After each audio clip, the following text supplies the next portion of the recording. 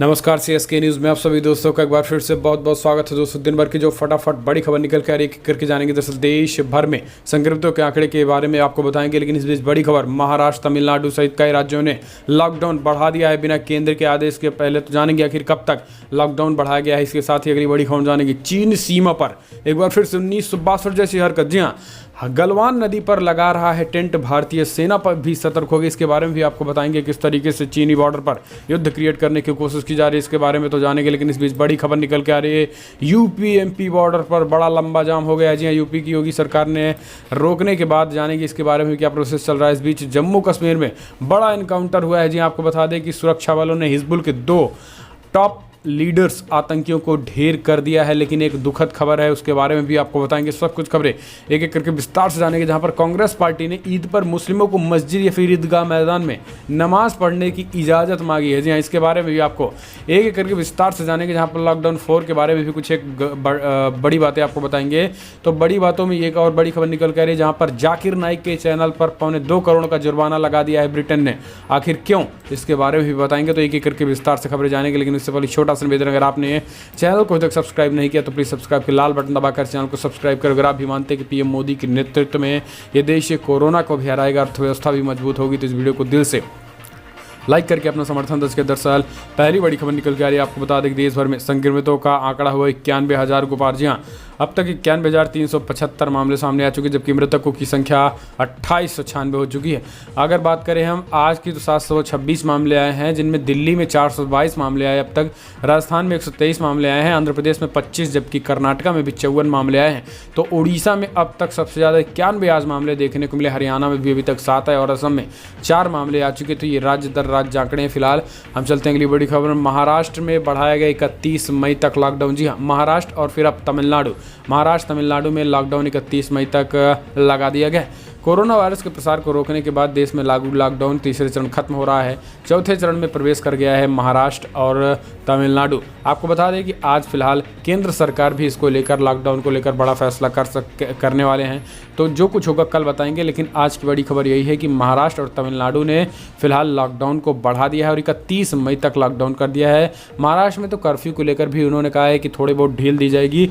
Curfew भी रहेंगे, खास करके ऐसे इलाके जो काफ़ी कंजेक्टेड एरिया है, जहाँ पे पॉपुलेशन अनकंट्रोल्ड है, वहाँ पर कर्फ्यू जैसे भी हालात रहेंगे।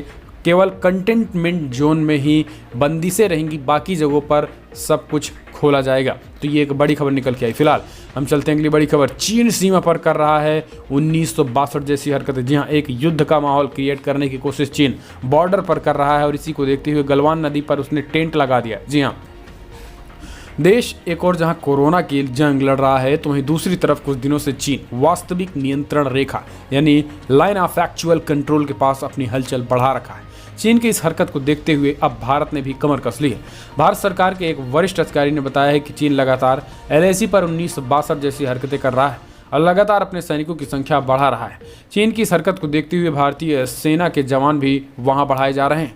अधिकारी के मुताबिक जिस क्षेत्र में चीन अपनी सेना बढ़ा रहा है, वहां पर पहले भी सैनिकों के बीच झड़प की खबरें आती रही हैं, लेकिन पिछले एक सप्ताह से जैसे हालात दिखाई दे रहे हैं, इसमें लगता है कि इस बार स्थिति पहले जैसी नहीं है। यही कारण है कि भारत ने भी अपनी स्थिति को और मजबूत करना शुरू कर दिया है। बताया जा रहा है कि गलवान नदी के पास चीनी सैनिकों ने टेंट लगा दिए हैं और वहाँ पर बैनर में लिखा है कि ये हमारा इलाका है, यहाँ से वापस चले जाओ। बताया जा रहा है कि इस टेंट में लगाए जाने के बाद दोनों देशों की सेनाओं के बीच तनाव बढ़ गया है।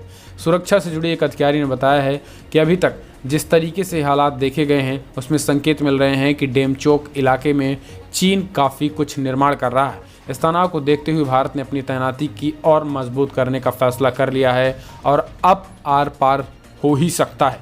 आपको बता दें कि चीन लगातार यही चाह रहा है। फिलहाल चलते अगली बड़ी खबर। बीजेपी सांसद का विवादित बयान, मदरसा में पढ़ाया जा रहा है नफरत का पाठ, बंद करें, खोले गए स्कूल। जी हाँ, मुजफ्फरपुर के बीजेपी सांसद अजय निषाद ने एक बार फिर बड़ा बयान दिया है। उन्होंने कहा कि देश भर में चलने वाले मदरसा शिक्षा प्रणाली को खत्म कर देना चाहिए और सभी मदरसों में वन नेशन वन एजुकेशन के तहत सामान्य स्कूल खेला जाना चाहिए। सांसद ने कहा कि इन मदरसों में पढ़ाई के नाम पर भोले भाले मासूम बच्चों को नफरत का पाठ पढ़ाया जाता है। इन्हें सिर्फ इस्लाम को अपनाने की बात बताकर अन्य धर्मों में अलग रहने की शिक्षा दी जाती है। इसलिए इन तमाम मदरसों को बंद कर देना चाहिए। सांसद का यह बयान तब आया है जब 11 मई को तबलीगी जमात को आतंकी करार देने पर उन्हें सजा देने की बात कही थी। तो ये बड़ी बातें आई हैं। तो फिलहाल आप कमेंट के माध्यम से बीजेपी के सांसद अजय निषाद की बात का समर्थन करते हैं या फिर नहीं, कमेंट के माध्यम से अपनी राय देना ना भूलें। क्या वन नेशन वन एजुकेशन होना चाहिए, कमेंट के माध्यम से अपनी राय दें। फिलहाल हम चलते हैं अगली बड़ी खबर। यूपी और एमपी बॉर्डर पर 20 किलोमीटर लंबा जाम लगा। वाहनों को प्रवेश की अनुमति नहीं देने पर श्रमिकों ने हंगामा किया। जी हाँ, दरअसल उत्तर प्रदेश और मध्य प्रदेश के बॉर्डर पर यूपी पुलिस ने रक्षा बॉर्डर से झांसी में वाहनों को प्रवेश नहीं किया। पुलिस बॉर्डर ने सील कर दिया है। प्राइवेट वाहनों को झांसी में प्रवेश नहीं करने दिया जा रहा है। निजी वाहनों को भी यूपी में प्रवेश नहीं कर देने पर मजदूरों ने जमकर हंगामा किया है। आईजी, कमिश्नर, एडीएम और एसएसपी रक्षा बॉर्डर पर पहुंच गए हैं। सीएम योगी आदित्यनाथ ने कहा है कि एक भी श्रमिक पैदल या किसी वाहन में छुपकर अपने अपने गांव में न जाए और इसी को देखते हुए एहतियात के तौर पर तमाम बॉर्डर को सील कर दिया गया है। जो भी मजदूर बॉर्डर पर इकट्ठा हो रहे हैं उनको बसों या फिर ट्रेनों के माध्यम से भेजने की व्यवस्था की जा रही है। लेकिन आपको बता दें, इस बीच यूपी और एमपी के लगभग 20 किलोमीटर का लंबा जाम लग गया है और लोगों का कहना है कि हम यहाँ बिना खाए भूखे प्यासे इस जाम में फंसे हुए हैं। हालांकि योगी सरकार ने बसों और ट्रेनों के माध्यम से इनको घर भेजने का इंतजाम कर रही है। फिलहाल चलते हैं अगली बड़ी खबर लेते हैं। जम्मू कश्मीर से निकल के आ रही, जहां पर डोडा में जबरदस्त एनकाउंटर हुआ है। सुरक्षा बलों ने हिजबुल के 2 टॉप कमांडर आतंकियों को ढेर कर दिया है, जिनमें दुखद खबर यह है कि एक जवान भी शहीद हो गया है। जी हाँ, जम्मू कश्मीर के डोडा जिले में सुरक्षा बलों और आतंकियों के बीच एनकाउंटर खत्म हो गया है। सेना के जवानों ने हिजबुल के 2 आतंकियों को मार गिराया है। मारे गए आतंकियों की पहचान मसूद और ताहिर के तौर पर की गई। इस बीच फायरिंग में भारतीय सेना का एक जवान भी शहीद हो गया है। सेना ने हिजबुल मुजाहिदीन के कम से कम 2 आतंकियों को घेरा था। इस मुठभेड़ में सेना का एक जवान शहीद तो हुआ है। आपको बता दें कि सुरक्षा बलों ने कुछ दिन पहले हारून बानी को मुठभेड़ में मार गिराया था। अकूफ उस समय बानी के साथ था और मुठभेड़ की जगह भाग निकला था। इसके अलावा हिजबुल मुजाहिदीन का एक और आतंकी फारूक को भी सुरक्षा बलों ने ढेर कर दिया है। फिलहाल चलते हैं अगली बड़ी खबर लेते हैं। आपको बता दें कि ईद पर मुस्लिमों को मस्जिद या ईदगाह मैदान में नमाज पढ़ने की मिले इजाज़त, कांग्रेस पार्टी का बयान। जी हाँ, दरअसल कांग्रेस नेता कर्नाटका सरकार से गुजारिश की है कि कोरोना वायरस के मद्देनजर सभी एहतियाती उपायों के साथ राज्य के मुसलमानों को ईद पर मस्जिदों में नमाज पढ़ने की इजाज़त दें। वहीं मुख्यमंत्री BS येदियुरप्पा को लिखे पत्र में कांग्रेस नेता ने कहा है कि पूरे समुदाय की ओर से ये मैं सुझाव दूंगा कि सरकार सुबह से दोपहर 1 बजे तक ईदगाह मैदान में या मस्जिदों में नमाज अदा करने की अनुमति दे। दरअसल कांग्रेस नेता CN इब्राहिम ने कर्नाटका सरकार से ये बड़ी गुजारिश की है। इसके बाद ये समझा जा सकता है कि इस बड़ी परेशानी के दौर में जहाँ पे लोगों को इकट्ठा होने पर मुश्किलें बढ़ जा रही हैं, वहाँ पर इकट्ठा होकर मस्जिदों में, ईदगाह मैदानों में नमाज पढ़ने की इजाज़त मांगी जा रही है कांग्रेस पार्टी की तरफ से। चलते हैं अगली बड़ी खबर। CM योगी आदित्यनाथ ने शुरू किया लॉकडाउन 4.0 की तैयारी। आगरा व मेरठ को कोई राहत नहीं मिलेगी। जी हाँ, वैश्विक महामारी साबित हो चुके कोरोना वायरस के लगातार बढ़ते संक्रमण के बीच अब लॉकडाउन 4.0 की तैयारियां तेजी के साथ चल रही हैं। इनमें काफ़ी राहत मिलने की संभावना तो है, लेकिन ढील की खतरनाक न साबित हो, इसमें प्रदेश CM योगी आदित्यनाथ भी तैयारियों का जायजा ले रहे हैं। CM योगी ने अपने सरकारी आवास पर टीम 11 के प्रमुखों के साथ एक बार फिर से गहन मंत्रणा किया। उन्होंने कहा कि यूपी के किन किन इलाकों को खोला जाएगा ये सरकार जल्द ही ऐलान कर सकती है, लेकिन उन्होंने कहा कि लॉकडाउन 4.0 मुसीबत देह नहीं होगा, यानी मुसीबत देह केवल उन्हीं लोगों के लिए होगा जहां पे कंटेनमेंट जोन है। अगर आप चाहते हैं कि मुसीबत जोन ना बने तो आप घरों में रहकर सोशल डिस्टेंसिंग का पालन करें और कहीं बाहर निकले तो कम से कम मास्क लगाकर और हाथों को सैनिटाइज हमेशा करते रहें, ताकि आपका एरिया कंटेनमेंट जोन ना बने। क्योंकि आपको बता दें कि मेरठ और आगरा को इन सब चीज़ों में छूट नहीं मिलेगी, क्योंकि यहाँ पे बड़े पैमाने पे कंटेनमेंट जोन है और यहाँ मेरठ और आगरा पूरी तरीके से रेड जोन से ज़्यादा रेड जोन में है। तो इसलिए यहाँ के लोगों को थोड़ा कड़ाई से पालन स्वयं में भी करना चाहिए, ताकि जल्द से जल्द ऐसा जोन खत्म हो। हम चलते हैं अगली बड़ी खबर। ब्रिटेन के मीडिया वॉच डॉग ने जाकिर नाइक के चैनल पर लगाया 2.25 करोड़ रुपये का जुर्माना। जी हाँ, विवादित इस्लामिक उपदेशक और भारत के भगोड़े जिहादी जाकिर नाइक के चैनल PCTV और पीस टीवी उर्दू पर ब्रिटेन ने 3 लाख पाउंड लगभग 2.25 करोड़ रुपए का जुर्माना लगाया है। यह जुर्माना ब्रिटेन की मीडिया वॉचडॉग ऑफकॉम ने देश में अपने प्रसारणों के जरिए हत्या के लिए भड़काने और नफरत फैलाने वाले भाषण का दोषी पाने के बाद लगाया है। संचार सेवाओं के लिए ब्रिटेन के नियामक ने प्रसारण संबंधी उनके नियम तोड़ने पर पीस टीवी उर्दू के लाइसेंस धारकों पर 2 लाख पाउंड और पीस टीवी पर 1 लाख पाउंड का जुर्माना लगाया है। नियामक ने कहा कि हमारी जांच में पाया गया है कि पीस टीवी उर्दू के और पीस टीवी पर प्रसारित नफरतों में फैलाने वाले भाषण और अत्यधिक अपमानजनक विषय वस्तु दिखाई गई है।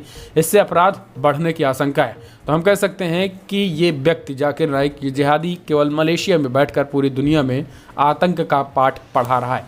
लेकिन भारत सरकार ने प्रत्यर्पण की बहुत कोशिश की है। देखने की बात होती है, क्योंकि किसी देश से इस तरीके से किसी को ला पाना वो असंभव का काम नहीं होता है, संभव ही होता है, लेकिन सरकार अपनी तरफ से पूरा कोशिश कर रही है। फिलहाल चलते हैं अगली बड़ी खबर। दिल्ली से हरियाणा आने पर कोरोना टेस्ट अनिवार्य होगा। 107 विदेशी जमाती भेजे गए जेल। जी हाँ, हरियाणा से बड़ी खबर आई। दरअसल दिल्ली हाईकोर्ट ने दखल के बाद दिल्ली से हरियाणा में ई पास लेकर आने वालों के लिए कोरोना टेस्ट अनिवार्य हो गया है। दिल्ली सरकार ये सत्यापित करेगी कि व्यक्ति कोरोना संक्रमित नहीं है। गृहमंत्री अनिल विज ने कहा है कि वो हाईकोर्ट का सम्मान करते हैं, इसलिए हरियाणा में उसी कर्मचारियों को प्रवेश किया जाएगा जिनकी रिपोर्ट नेगेटिव होगी। विज ने कहा है कि दिल्ली के कारण ही राजधानी क्षेत्र के जिलों में कोरोना के मामले सबसे ज़्यादा बढ़े, जिसके चलते बॉर्डर को पूरी तरीके से सील किया गया है। दिल्ली हाईकोर्ट ने बॉर्डर सील करने के लेकर पिछले दिनों हरियाणा सरकार को नोटिस दिया था, जिसमें हरियाणा ने अब ये बड़ा फैसला लिया कि कोरोना आपकी जांच हुई रहेगी और अगर आप नेगेटिव होंगे तो ही आपको जाने दिया जाएगा। इस बीच बड़ी खबर ये भी निकल के आई है कि गृहमंत्री ने बताया कि 107 विदेशी जमातियों को कानून के उल्लंघन के आरोप में जेल भी भेजा जा चुका है। गृहमंत्री अनिल विज ने कहा है कि इन विदेशी जमातियों के खिलाफ टूरिस्ट वीजा पर धर्म का प्रचार करने का आरोप लगा था, जबकि ठीक हो चुके बाकी जमातियों को वापस भेजा जा रहा है। तो ये एक बड़ी खबर निकल के आई है। फिलहाल चलते हैं अगली बड़ी खबर लेते हैं। हिरासत में लिए गए कांग्रेस चीफ अनिल चौधरी, मजदूरों को बॉर्डर पर छोड़ने का आरोप। जी हाँ, आपको बता दें कि दिल्ली कांग्रेस अध्यक्ष अनिल चौधरी को दिल्ली पुलिस ने हिरासत में ले लिया। अनिल चौधरी ने अपने ट्विटर हैंडल पर एक वीडियो जारी किया। वीडियो में उनके पीछे कई पुलिस वाले दिखाई दे रहे हैं। वीडियो में बता रहे हैं कि उन्हें उनके निवास पर स्थान पर ही डिटेन कर लिया गया। पता नहीं क्यों वो बोल रहे हैं कि चौधरी मैं बोल रहा हूं, तो इस तरीके से उन्होंने बातें बताई कि दिल्ली पुलिस ने उनको डिटेन किया। जबकि आपको बता दें कि दिल्ली पुलिस ने कहा है कि लॉकडाउन का इन्होंने उल्लंघन किया था और सोशल डिस्टेंसिंग की धज्जियां उड़ाई थी, जिसके बाद इन पर कार्रवाई की गई। फिलहाल चलते हैं अगली बड़ी खबर लेते हैं, जहां पर आपको बता दें कि बिग ब्रेकिंग, अब कंटेनमेंट एरिया के बाहर खुलेंगे प्राइवेट हॉस्पिटल और क्लिनिक। स्वास्थ्य विभाग ने दिए निर्देश। जी हाँ, कोरोना के संकट काल में जहां कई लोगों को असुविधाओं का सामना करना पड़ रहा है, वहीं अब प्रदेश में मरीजों के लिए थोड़ी राहत भरी खबर सामने आई है। दरअसल लॉकडाउन में मरीजों को लंबी लाइनें न लगानी पड़े, इसके ख्याल से अब केंद्र सरकार के साथ साथ राज्य सरकारों को भी खास करके उन हॉस्पिटलों और क्लिनिकों को खोलने का ऐलान किया गया है जो खास करके कंटेनमेंट जोन से बाहर है। यानी अभी तक जो red zone, green zone, orange zone की बात हो रही थी, अब ऐसे जोन नहीं दिखाई देंगे। अब केवल एक एरिया दिखाई देगा, वो है कंटेनमेंट एरिया। अगर इस एरिया में आपको हॉस्पिटल, बैंक कुछ भी है तो उसे बंद रहा जाएगा, लेकिन अगर इससे कोई बाहर है तो उसे खोला जाएगा पूरी तरीके से। और इसी को देखते हुए स्वास्थ्य मंत्रालय ने सभी हॉस्पिटल और क्लिनिक को खोलने का ऐलान जारी कर दिया है। फिलहाल चलते हैं अगली बड़ी खबर। दिल्ली में फंसे प्रवासी मजदूरों और लोगों के लिए सरकार ने ऑनलाइन रजिस्ट्रेशन शुरू किया है। करें अप्लाई। जी हाँ, आपको बता दें कि बिग ब्रेकिंग निकल के आ रही है, जहां पर देश भर में लॉकडाउन लागू किए जाने से रेल और बस सुविधा के बंद किए जाने के कारण कई प्रवासी मजदूर और लोग अलग अलग राज्यों में फंसे हुए हैं। ऐसे में कई प्रवासी मजदूर पैदल ही अपने घरों के लिए निकल गए हैं। हालांकि जैसे जैसे लॉकडाउन में राहत दी जा रही है, वैसे वैसे लोग अलग राज्य प्रवासी मजदूरों को उनके वापस भेजने के लिए कहा जा रहा है। लेकिन इस बीच आपको बता दें कि दिल्ली सरकार ने प्रवासी मजदूरों को, लोगों को उनके घर वापस पहुंचाने के लिए ऑनलाइन रजिस्ट्रेशन भी शुरू कर दिया है। अब हम आपको बताते हैं कि आखिर किस लिंक पे जाकर आपको ऑनलाइन रजिस्टर कराना है। दरअसल जनता संवाद नाम से एक बनाया गया है, लिंक बनाया गया है वेबसाइट। तो इस पे आप जाएंगे epass.jantasamvad.org। तो इस पे आप जाएंगे तो पैसेंजर लिंक पर क्लिक करेंगे तो वहाँ पर पूरी तरीके से आपको भेजा जाएगा। जी हाँ, आपको भेजा जाएगा। इसके लिंक पर क्लिक करके आप तत्काल अपना रजिस्ट्रेशन कराएं। एक बार फिर से लिख लीजिए, अगर आप जाएंगे गूगल पे और पास सर्च करेंगे epass-जनता संवाद, जी हाँ epass.जनता संवाद डालेंगे तो तुरंत आपको उस वेबसाइट पे ले जाएगा जहाँ जो दिल्ली सरकार ने इसको लॉन्च किया। उस पर आप रजिस्ट्रेशन करवाएं तो आपको जाने का मौका मिलेगा। फिलहाल हम चलते हैं अगली बड़ी खबर लेते हैं। आपको बता दें कि जो बिग ब्रेकिंग निकल के आ रही, 15 दिन में 8 करोड़ प्रवासियों को बांटेंगे मुफ्त राशन। जी हाँ, केंद्र सरकार ने भी एक बड़ा ऐलान किया। दरअसल अभी तक जो फंसे हुए मजदूर हैं उनके लिए एक अच्छी खबर निकल के आई, जहाँ पर अगले 15 दिनों में 8 करोड़ प्रवासियों को, जो दूसरे राज्य में फंसे प्रवासी मजदूर, उनको 8 करोड़ प्रवासी मजदूरों को मुफ्त में राशन बांटे जाएंगे। तो ये केंद्र सरकार ने बड़ा ऐलान किया है। फिलहाल हम चलते हैं अगली बड़ी खबर। दुनिया भर में जो आंकड़े निकल के आ रहा, अब तक 46 लाख के आंकड़े को पार कर गया है। जी हाँ, 46,35,000 कन्फर्म केसेज आ चुके हैं, जबकि मृतकों की संख्या 3,11,000 को पार कर गई है। अगर यूनाइटेड स्टेट की बात करें तो 14,97,000 यानी 15 लाख के करीब संक्रमितों की संख्या आ गई है, जबकि मृतकों की संख्या 90,000 के करीब हो चुकी है। रशिया में भी 2,72,000 केसेज हैं और तेजी से मामले निकल के आ रहे हैं, जबकि 2500 लोगों की मौत हो गई है। यूनाइटेड किंगडम ब्रिटेन में 2,40,000 केसेज, जबकि ब्राज़ील में 2,33,000, स्पेन में 2,30,000, तो इटली में भी 2,24,000, जर्मनी में 1,76,000, तो तुर्की में भी 1,48,000 केसेज हैं। फ्रांस और ईरान में 1,42,000 और 18,000 केसेज हैं। तो ये दुनिया भर के आंकड़े हैं जहाँ पे हाहाकार मच रहा है। हालांकि आपको बता दें कि ब्राज़ील, रूस में आंकड़ा बढ़ रहा है, बाकी जो आंकड़े हैं वो सब डाउन होते चले जा रहे हैं बाकी और एरिया में। या तो भारत में भी बढ़ रहे हैं और पेरू जैसे देश में भी बढ़ रहे हैं, सऊदी अरबिया में भी तेज़ी से साथ आंकड़े बढ़ रहे हैं, बाकी और देशों में फिलहाल डाउन की तरफ बढ़ चला है। फिलहाल बड़ी खबरों में इतना, लेकिन अगर आपको वीडियो पसंद आए तो लाइक करें, शेयर करें, कमेंट के माध्यम से प्रतिक्रिया देना ना भूलें। फिलहाल इस वीडियो में इतना। जय हिंद, वंदे मातरम।